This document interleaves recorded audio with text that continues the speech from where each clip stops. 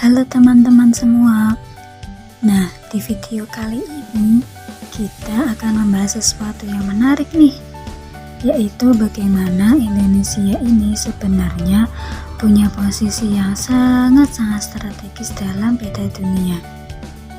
Kalian tahu nggak sih kalau lokasi Indonesia itu sebenarnya kayak jackpot dalam geopolitik global? Yuk kita bahas bareng-bareng.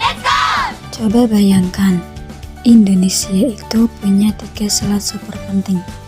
Ada Selat Malaka, Selat Sunda, dan Selat Lombok. Nah, yang paling gila itu Selat Malaka. Kenapa gila? Karena ini adalah jalur pelayaran tersibuk di seluruh dunia. Lebih dari 70.000 kapal lewat sini setiap tahunnya. Bayangin aja, 1/4 perdagangan global melewati selat ini. 1/4 loh. Tapi dengan trafik sepadat ini, masalah juga pada mulai bermunculan, seperti adanya perombakan, penyelundupan. Makanya Indonesia nggak sendirian. Kita bekerja sama dengan Malaysia dan Singapura buat patroli bareng-bareng untuk menjaga keamanan di sini. Pelabuhan Tanjung Priuk dan juga pelabuhan Patimban, semuanya dikembangkan jadi pusat logistik internasional. Apa sih tujuannya? Tujuannya itu supaya Indonesia makin solid posisinya dalam rantai pasok global. Indonesia ini punya tanggung jawab yang nggak main-main loh dalam menjaga keamanan kawasan Indo-Pasifik. Kawasan ini luas banget dan kita ada di tengah-tengahnya.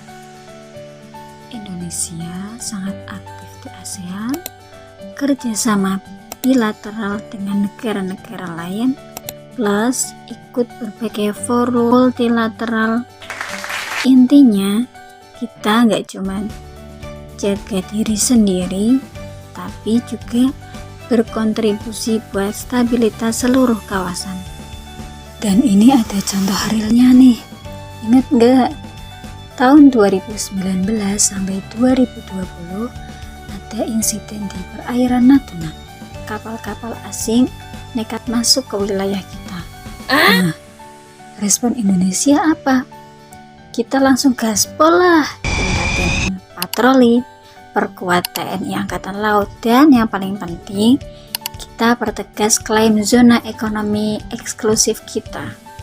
Ini membuktikan posisi geografis kita ini directly mempengaruhi strategi pertahanan negara. Kalau kita nggak tegas, ya bisa kecolongan. Indonesia ini literally duduk di atas harta karun. Kekayaan sumber daya laut kita itu luar biasa. Ada apa aja?